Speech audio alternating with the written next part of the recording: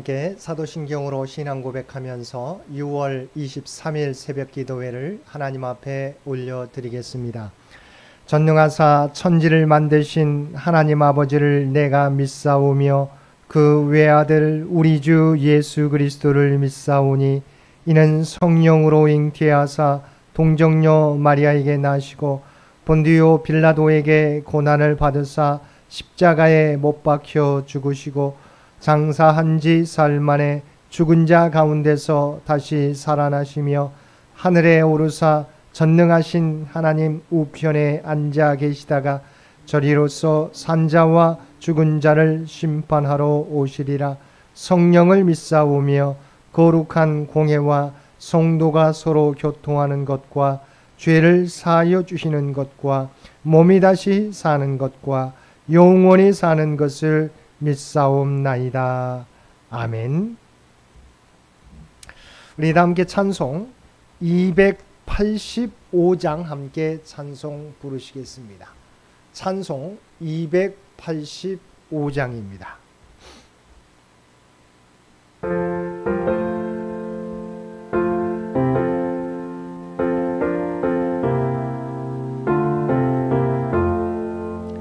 내 말씀 받은 그날 참 기쁘고 복되도다.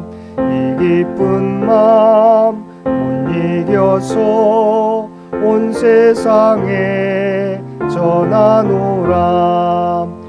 기쁜 날 주 나의 죄 다 씻은 날 늘 깨어서 기도하고 늘 기쁘게 살아가리. 기쁜 날 주 나의 죄 다 씻은 날 이 좋은 날 내 천한 몸 새 사람이 되었으니 이 몸과 마음 다 바쳐서 영광의 주 늘 섬기리.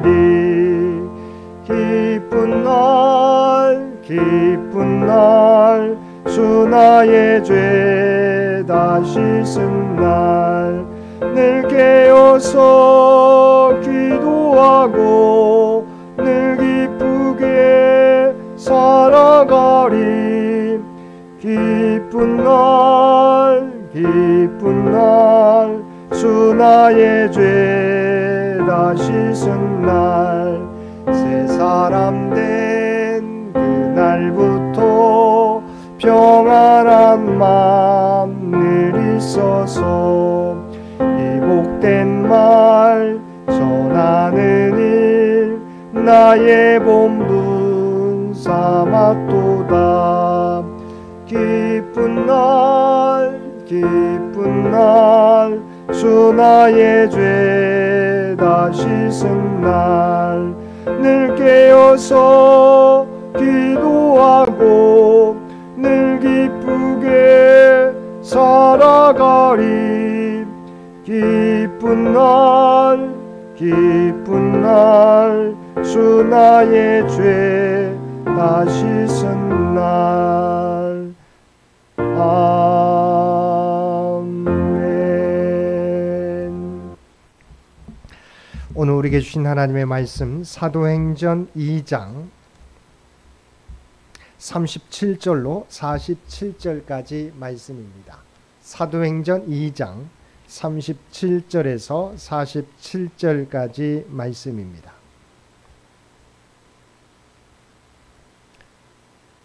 사도행전 2장 37절에서 47절까지 우리 한 절씩 교독합니다. 그들이 이 말을 듣고 마음에 찔려 베드로와 다른 사도들에게 물어 이르되 형제들아 우리가 어찌할꼬 하거늘.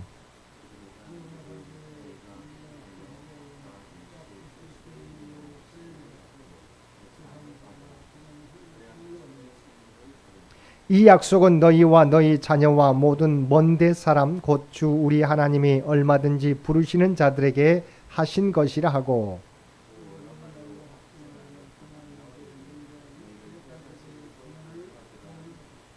그 말을 받은 사람들은 세례를 받음에 이날의 신도의 수가 3,000이나 더하더라.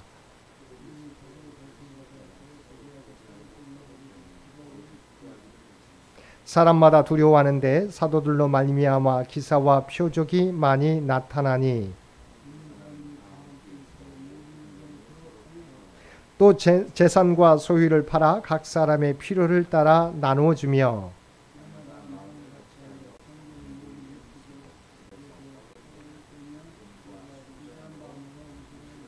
함께 읽겠습니다. 하나님을 찬미하며 또 온 백성에게 칭송을 받으니 주께서 구원받는 사람을 날마다 더하게 하시니라. 아멘. 오늘도 새벽을 깨우고 말씀과 기도로 금요일 하루를 시작하는 우리 모든 성도들 가운데 하나님의 놀라운 은혜가 언제나 함께하여 주시기를 주님의 이름으로 간절히 축원드립니다. 오늘 본문은 베드로의 설교를 듣고 3,000명의 유대인들이 회개하고 세례를 받은 내용과 오늘날 교회들이 추구해야 될 공동체의 원형을 보여주는 초대교회 공동체의 모습을 보여주고 있습니다. 37절 말씀에 보면 베드로의 설교를 들은 유대인들 중에 많은 사람들이 마음에 찔려 베드로와 사도들에게 어떻게 해야 죄에서 구원받을 수 있는지를 물었습니다. 베드로를 통해 성령의 음성을 듣게 된 유대인들은 자신들이 그리스도를 몰랐던 죄, 그리스도를 경시한 죄, 그리고 그리스도를 죽음에 몰아넣은 죄를 깨닫고 마음과 양심의 극심한 가책을 느끼고 우리가 어찌할꼬 하며 탄식하며 베드로와 사도들에게 물었던 것입니다. 베드로는 우리가 어찌할꼬 하며 구원의 길을 묻는 유대인들에게 구원받는 길을 그들에게 알려줍니다. 먼저 베드로 사도는 그들에게 회개를 요구했습니다. 회개란 자신이 죄인임을 고백하고 불신앙의 죄에서 전인격적으로 돌이키는 상태를 가리킵니다. 다시 말해서 지금까지의 윤리 도덕적인 죄와 하나님을 모르고 산 불신앙의 죄를 하나님 앞에 고백하고 도덕적 윤리적 죄에서 돌이킬 뿐만 아니라 살아계신 하나님과 그리스도의 은혜를 모르고 살았던 불신앙의 삶을 떠나서 그리스도와 함께하는 삶을 살 것을 다짐하는 것을 의미합니다. 이 회개 없이는 결코 구원을 얻을 수 없습니다. 회개는 구원에 이르기 위한 가장 기본적인 전제 조건입니다. 다음으로 베드로는 각자가 예수 그리스도의 이름으로 세례를 받을 것을 요구했습니다. 이 세례는 형식적인 면에서 요한의 세례와 같은 물 세례였습니다. 다만 그 세례가 그리스도의 이름으로 받는다는 점에서 요한의 세례와는 구별됩니다. 여기서 그리스도의 이름으로 세례를 받는 것은 그리스도께서 명령하신 것으로서 그리스도를 믿어 그리스도와 하나가 되었음을 교회 앞에 공개적으로 고백하는 의미가 있습니다. 즉 자신이 이제부터는 그리스도의 성도요 종이요 그리스도와 공동 운명체라는 사실을 교회와 온 세상에 고백하고 선포하는 행위가 바로 주의 이름으로 세례받는 일인 것입니다. 로마서 10장 10절 말씀에 보면 사람이 마음으로 믿어 의에 이르고 입으로 시인하여 구원에 이르느니라고 말씀하고 있는 것입니다.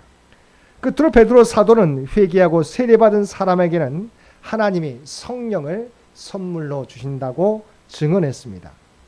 불신앙의 죄를 온전히 회개하고 주님과 연합하는 세례를 통해서 자신이 하나님께 속한 사람임을 선포한 사람에게 하나님은 거룩한 성령님을 보내 임재하게 하십니다. 이 성령을 받아야 구원에 이를 수 있습니다. 왜냐하면 성령만이 부패한 우리의 심령을 거듭나게 하시고 그리스도에 대한 믿음을 갖도록 하시기 때문입니다. 여기서 베드로 사도가 성령을 선물로 받으리니라고 증언한 사실에 주목해야 합니다. 선물이란 값없이 은혜로 받은 것이라고 하는 의미입니다. 회개하고 세례받은 성도들에게 하나님이 반드시 선물로 주시는 것이 성령입니다. 이어서 베드로는 이 약속은 너희와 너희 자녀와 모든 먼데 사람 곧 주 우리 하나님이 얼마든지 부르시는 자들에게 하신 것이라고 하였습니다.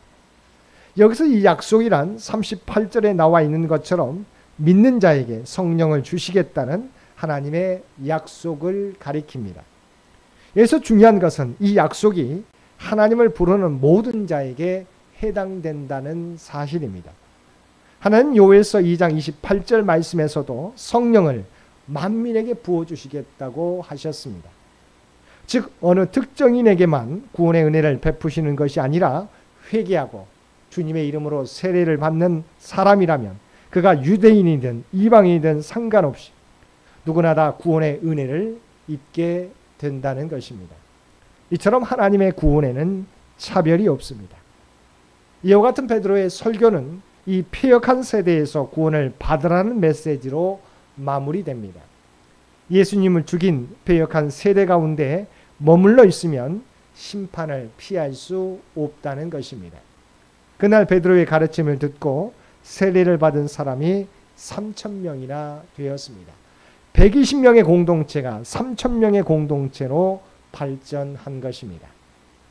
이어지는 42절 이하의 말씀에서는 이렇게 형성된 초대교회 공동체의 모습이 나오고 있습니다. 그런데 기록된 초대교회의 모습은 오늘날 교회가 추구해야 될 교회의 온영을 보여주고 있다는 것입니다. 그러면 본문에 나타난 예루살렘 초대교회 공동체의 특징을 정리해 보겠습니다. 첫째, 초대교회는 경건 생활에 힘쓰는 공동체였다는 것입니다. 즉 날마다 성전에 모여 사도의 가르침을 받고 기도에 힘쓰는 신앙생활을 한 것입니다.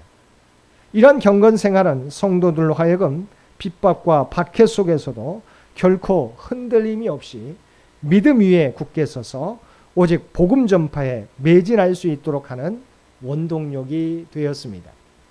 두 번째, 사랑으로 나누는 공동체였다는 것입니다.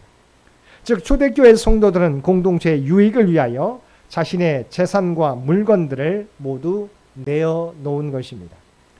물론 이것은 어떤 종류의 압력이나 강제에 의해 이루어진 것이 아니라 전적으로 하나님의 은혜를 받은 예루살렘 교인들의 자발적인 결단에 의해서 이루어진 현상으로서 그리스도와 한 몸이 된 것을 외적으로 나타내는 사랑의 표현이었습니다. 셋째, 친교를 나누는 공동체였습니다. 즉 누구나 차별 없이 떡을 떼고 음식을 먹음으로 주 안에서 모두가 한 형제라는 인식을 가지고 교제를 나누었던 것입니다. 또한 예수님의 십자가 고난과 죽으심을 기념하는 성찬 의식을 통해서 그들은 예수 그리스도의 고난을 생각하고 그 고난에 동참하는 삶을 살았던 것입니다. 넷째, 하나님과 사람에게 인정받는 공동체였다는 것입니다. 즉 초대교회 성도들의 하나님 중심적인 신앙생활과 사랑을 실천하는 아름다운 모습은 믿지 않은 사람들에게 빛의 역할을 하였으며 이로 인해서 그들은 믿지 않은 사람들로부터 칭찬을 받는 공동체였다는 것입니다. 이처럼 초대교회는 세상에서는 경험할 수 없었던 이타적 사랑의 공동체였으며 삶의 예배와 공적 예배의 조화가 있었습니다. 이것이 초대교회가 성장할 수 있었던 비결이었습니다. 오늘날 교회들이 초대교회의 모습을 회복한다면 세상은 교회를 통해 다시 한번 살아계신 하나님을 만나게 될 것입니다. 우리 교회 또한 날마다 서로 사랑하고 나누고 베푸는 섬김의 공동체, 성령 충만하여서 가르치고 찬양하고 기도하는 예배 공동체가 되어서 이 땅에 선한 영향력을 날마다 나타내며 세상 사람들로부터 칭찬받는 저와 여러분 모두가 되시기를 주님의 이름으로 간절히 축원드립니다. 함께 기도드리겠습니다. 사랑과 은혜가 충만하신 아버지 하나님, 그리스도의 십자가 은혜와 성령의 임재를 인하여서 우리를 죄 가운데 구원하여 주시고 구원받은 자로서의 삶을 살아갈 수 있도록 인도해 주심을 진심으로 감사드립니다. 이제는 우리에게 허락하신 믿음의 공동체를 통하여 우리에게 맡겨주신 사명 온전히 감당하며 살아가는 우리 모두가 되게 하여 주옵소서. 이 시대 초대교회 공동체의 모습을 회복함으로 사람들에게 칭찬받고 이 세상에 선한 영향력을 나타내며 살아가는 우리 모두가 되게 하여 주옵소서. 오늘도 이 나라 이 민족을 긍휼히 여겨주시고 하나님께서 친히 통치하여 주시기 원합니다. 하나님께서 친히 인도하여 주시기를 원합니다. 백주년을 준비하며 달려가는 창현재단과 창현의 가족들을 기억하여 주시고 이 재단을 통해서 하나님이 계획하신 일들이 하나하나 성취되게 도와주시옵소서. 또한 아버지 하나님, 이 창현재단을 통해서 하나님의 뜻과 영광이 이 세상에 나타나게 하여 주시옵소서. 오늘도 우리에게 복된 하루를 허락해 주신 것 진심으로 감사드립니다. 아버지 하나님, 우리가 어느 곳에 서 있든지 어느 자리에 서 있든지 그리스도의 공동체, 하나님의 부름받은 백성이라고 하는 정체성을 가지고 이 땅에 선한 영향력을 나타내며 살아가게 하여 주시옵소서. 이제는 우리 주 예수 그리스도의 은혜와 아버지 하나님의 극진하신 사랑하심과 성령님의 세상 끝날까지 우리와 함께 하시며 동행하시며 인도하시는 놀라운 교통의 역사가 오늘 주신 말씀을 따라 초대교회의 온영의 모습을 회복하며 하나님의 영광을 드러내는 삶을 살겠노라고 결단하며 세상 가운데 나아가는 사랑하는 주의 백성들과 그의 가정과 산업의 터전 위에 이제로부터 영원토록 함께해 주시기를 우리 주 예수님의 이름으로 간절히 축원하옵나이다. 아멘. 여러분 기도하실 때 오늘 주신 말씀을 위해서, 이 나라 이 민족을 위해서, 창현재단을 위해서, 창현의 가족들을 위해서 기도해 주시고 각자의 기도 제목 가지고 하나님 앞에 더욱더 가까이 나아가시기를 바랍니다.